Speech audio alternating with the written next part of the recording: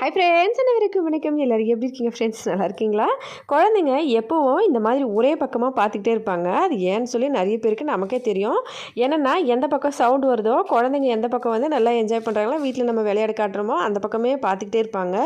அந்த மாதிரி பார்க்கறதுனால என்ன ஆகும்னா, பின்னாடி வந்து நமக்கு அந்த தலை வந்து ஷேப்க்கு வராது. அதனால் நம்ம குழந்தைய வந்து அடிக்கடி 1 ஹவருக்கு ஒரு தடவை வந்து மறுபடியும் கண்டிப்பாக வந்து திருப்பி திருப்பி விடணும். அந்த மாதிரி பண்ணும்போது 5 வயசுக்குள்ளே வந்து நீங்கள் இதை பண்ணணும். கண்டிப்பாக வந்து 5 வயசுக்குள்ளே பண்ணும்போது அந்த தலையில் பின்னாடி வந்து ஷேப் ஏதாவது மாறி இருந்தால் அதுக்கு ஏற்ற மாதிரி அவங்க குழந்தைங்களோட தலையை நம்ம வச்சு நம்ம கரெக்ட் பண்ணிக்கலாம்.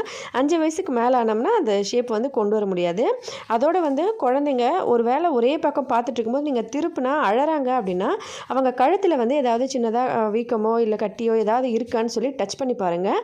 அப்படி இல்லைன்னா அவங்க நார்மலாக வந்து சும்மா அந்த பக்கம் என்டர்டெயின்மெண்ட்காக தான் பார்க்குறாங்கன்னு சொல்லி தெரிஞ்சுக்கோங்க.